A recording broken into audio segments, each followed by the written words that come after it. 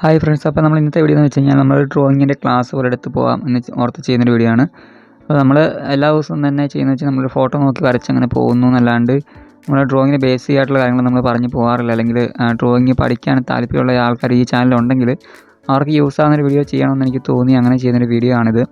ഇപ്പോൾ നമ്മളെന്നും മെത്തേഡ് ഉപയോഗിച്ചിട്ട് ഔട്ട്ലൈൻ ചെയ്യുന്നു, ഒരു പാർട്ട് ചെയ്യുന്നു, അടുത്ത പാർട്ട് ചെയ്യുന്നു, അങ്ങനെ ആ ഡ്രോയിങ് ഫിനിഷ് ചെയ്യുന്നു. അല്ലാണ്ട് നമുക്ക് ഡ്രോയിങ്ങിന് ബേസിക് ആയിട്ടുള്ള കാര്യങ്ങൾ നമ്മൾ പറഞ്ഞ് അങ്ങനെ പോകാറില്ല. അപ്പോൾ ഡ്രോയിങ് നല്ല രീതിയിൽ പഠിക്കാൻ താല്പര്യമുള്ള ആൾക്കാരൊക്കെയാണെങ്കിൽ ഈ വീഡിയോ സ്കിപ്പ് ചെയ്യാതെ ഫുള്ളായിട്ട് കണ്ടിട്ട് ട്രൈ ചെയ്ത് നോക്കാം കേട്ടോ. ഞാനത് പറഞ്ഞ കാര്യങ്ങളൊക്കെ നിങ്ങൾ ട്രൈ ചെയ്ത് നോക്കുക. നിങ്ങൾക്ക് ഉറപ്പായിട്ടും നല്ല രീതിയിൽ ഡ്രോയിങ് പഠിക്കാനായിട്ട് സാധിക്കുന്നതായിരിക്കും. അപ്പം ഈ ഒരു ക്ലാസ് എടുക്കുന്നതിന് മുമ്പ് ഞാൻ ജസ്റ്റ് യൂട്യൂബിൽ നിന്ന് ആദ്യം സെർച്ച് ചെയ്ത് നോക്കിയിട്ടുണ്ടായിരുന്നു, എങ്ങനെയാണ് ഡ്രോയിങ് ക്ലാസ് സ്റ്റാർട്ട് ചെയ്യുക അല്ലെങ്കിൽ എങ്ങനെയാണ് ഡ്രോയിങ് ക്ലാസ് എടുക്കുക എന്നുള്ള വീഡിയോസ് ഞാനിങ്ങനെ ജസ്റ്റ് സെർച്ച് ചെയ്ത് നോക്കിയിട്ടുണ്ടായിരുന്നു. അപ്പം മിക്ക ചാനൽസിലും മിക്ക ഡ്രോയിങ് ക്ലാസ്സിലും ഫസ്റ്റ് തുടങ്ങിയേക്കുന്നത് വെച്ച് കഴിഞ്ഞാൽ ആദ്യം കുറച്ച് ലൈൻസ് വരയ്ക്കുന്നു, കുറച്ച് കോളംസ് വരയ്ക്കുന്ന, കുറച്ച് റൗണ്ട് ഷേപ്പ് വരയ്ക്കുന്നു. അപ്പോൾ ആ രീതിയിൽ വരച്ചിട്ട് പ്രാക്ടീസ് ചെയ്യാമെന്നാണ് ആദ്യത്തെ ഡ്രോയിങ് ക്ലാസ്സൊക്കെ ആയിട്ട് ഓരോ വീഡിയോയിൽ ഞാൻ കണ്ടിട്ടുണ്ടായിരുന്നത്. അപ്പം അതെന്ന് വെച്ച് കഴിഞ്ഞാൽ അവർ കൈക്ക് കുറച്ച് ഫ്ലെക്സിബിലിറ്റി കിട്ടാനുള്ള കാര്യങ്ങളൊക്കെയാണ് പറഞ്ഞു തന്നത്, കുറച്ച് മെത്തേഡ്സൊക്കെയാണ് അവർ പറഞ്ഞു തരുന്നത്. അങ്ങനെ വരച്ചാൽ മതി എന്നൊക്കെ പറഞ്ഞ് തരുന്നുണ്ട്. അപ്പം എൻ്റെ ഒരു ഇത് വെച്ച് നോക്കുമ്പം അത് നല്ലതാണ്. പക്ഷേ ഞാൻ വരച്ചു തുടങ്ങി അങ്ങനെയല്ല. അപ്പം ഞാൻ വരച്ചു തുടങ്ങി എങ്ങനെയാണെന്ന് ഉള്ള കാര്യങ്ങളൊക്കെയാണ് നിങ്ങൾക്ക് പറഞ്ഞു തരാൻ പോകുന്നത്.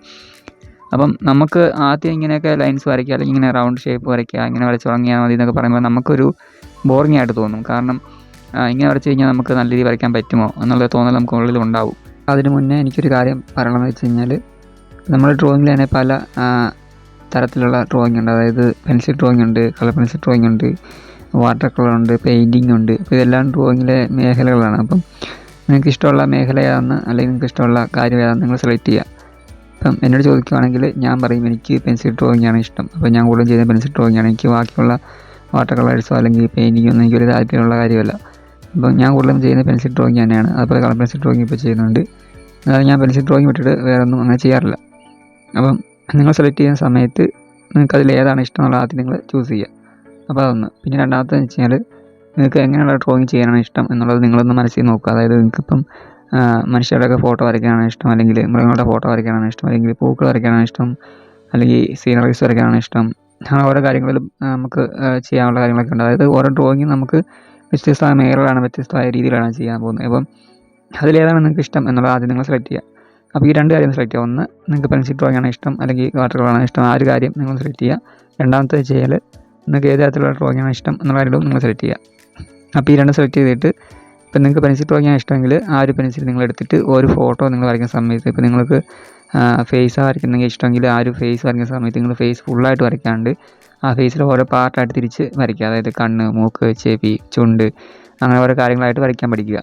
അപ്പം നിങ്ങൾക്ക് ഒരു ബുദ്ധിമുട്ട് ഒഴിവാക്കിയിട്ട്, അതായത് നിങ്ങൾ ഫേസ് ഡയറക്റ്റ് ഫുള്ളായിട്ട് വരയ്ക്കുന്ന സമയത്ത് നിങ്ങൾക്ക് അതിൻ്റെ അകത്ത് ഒരുപാട് കാര്യങ്ങൾ ചെയ്യാനുണ്ട്.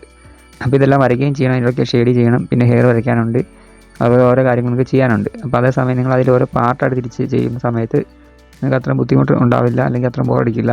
അപ്പോൾ ആ രീതിയിൽ നിങ്ങൾ ചെയ്യുകയാണെങ്കിൽ അത് കുറച്ച് നല്ലതായിരിക്കും. അപ്പോൾ ഇതിനെക്കുറിച്ചൊക്കെ നമ്മൾ ഇടയ്ക്ക് വീഡിയോ ഞാൻ പറയാറുണ്ട്. നിങ്ങൾ ഫേസ് ഫുള്ളായിട്ട് വരച്ച് പഠിക്കാണ്ട് ഇങ്ങനെ വരച്ച് നോക്കാൻ ഞാൻ പറയാറുണ്ട്, വരച്ച് തുടങ്ങുന്ന ആൾക്കാരൊക്കെ ആണെങ്കിൽ. ഇപ്പോൾ നിങ്ങൾക്ക് മൃഗങ്ങളുടെ ഫോട്ടോ വരയ്ക്കുന്നെങ്കിൽ നിങ്ങൾ ആ സമയത്ത് മൃഗങ്ങളുടെ കാര്യമാണെങ്കിൽ നിങ്ങൾ ഫുള്ളായിട്ട് വരയ്ക്കാണ്ട് ഓരോ പാർട്ടായിട്ട് തിരിച്ച് വരയ്ക്കാൻ ശ്രമിക്കുക. നമ്മളെപ്പോഴും ഒരു റെഫറൻസ് ഇമേജിനെ അടിസ്ഥാനമാക്കി വരയ്ക്കുക. കാരണം നമുക്ക് അങ്ങനെ പറയുന്നതെന്ന് വെച്ച് കഴിഞ്ഞാൽ, നമുക്കത് നോക്കി വരയ്ക്കുന്ന സമയത്ത് നമുക്ക് തെറ്റിപ്പോയി കഴിഞ്ഞാലും അതെവിടെയാണ് തെറ്റിപ്പോയത് എന്നുള്ളത് ആ ഫോട്ടോ നോക്കി നമുക്ക് കണ്ടുപിടിക്കാനായിട്ട് സാധിക്കും. അതേസമയം നിങ്ങൾ ചുമ്മാ മനസ്സിൽ കാണുന്ന ചിത്രങ്ങളൊക്കെ വരച്ച് പോവുകയാണെങ്കിൽ നിങ്ങൾക്ക് ആ ഒരു ഫോട്ടോയൊരു ക്ലാരിഫൈ ഉണ്ടാവില്ല. അതായത് നിങ്ങൾ ചെയ്ത കാര്യങ്ങളിൽ നിങ്ങൾക്ക് എവിടെ തെറ്റുകൾ ഉണ്ടായാൽ പോലും ആ തെറ്റെങ്ങനെയാണ് വന്നത് അല്ലെങ്കിൽ തെറ്റ് എവിടെയാണ് വന്നേക്കുന്നത് എന്നുള്ള കാര്യം നിങ്ങൾക്ക് കണ്ടുപിടിക്കാനായിട്ട് ബുദ്ധിമുട്ടായിരിക്കും. അപ്പോൾ നിങ്ങൾ വരച്ച് പഠിക്കുന്ന സമയത്ത് എപ്പോഴും ഫോട്ടോ നോക്കി തന്നെ വരച്ച് പഠിക്കുന്നതായിരിക്കും നല്ലത്. ഞാൻ അങ്ങനെ വരച്ച് പഠിച്ചതാണ് ഞാൻ നിങ്ങൾ പറഞ്ഞത്. അപ്പോൾ ഇന്ന് തൊട്ട് നിങ്ങൾ ആ ഒരു കാര്യങ്ങൾ ഒന്ന് സ്റ്റാർട്ട് ചെയ്യുക. അതായത് ആദ്യം ഞാൻ ഈ പറഞ്ഞ കാര്യങ്ങളൊക്കെ നിങ്ങൾ ഓർത്ത് വെച്ചിട്ട് നിങ്ങൾക്ക് ഇഷ്ടമുള്ള മേഖല നിങ്ങൾ തിരഞ്ഞെടുത്തിട്ട് ആ ഒരു തരത്തിലുള്ള ഫോട്ടോ നിങ്ങൾ സെലക്ട് ചെയ്തിട്ട് ഇന്ന് തന്നെ വരയ്ക്കാനായിട്ട് ഇരിക്കുക. അപ്പോൾ ഈ വീഡിയോ ഇഷ്ടമായി തീർച്ചയായും ലൈക്ക് ചെയ്യുക. അതുപോലെ ഇത്തരത്തിലുള്ള വീഡിയോസ് നിങ്ങൾക്ക് ആവശ്യമുണ്ടെങ്കിൽ ആ കാര്യങ്ങളൊക്കെ ഒന്ന് കമൻറ്റ് ചെയ്ത് അറിയിക്കുക. ഡ്രോയിങ് പഠിക്കാൻ താല്പര്യമുള്ള നിങ്ങളുടെ ഫ്രണ്ട്സ് ഉണ്ടെങ്കിൽ അവരിലേക്ക് വീഡിയോ ഒന്ന് ഷെയർ ചെയ്ത് സപ്പോർട്ട് ചെയ്യുക.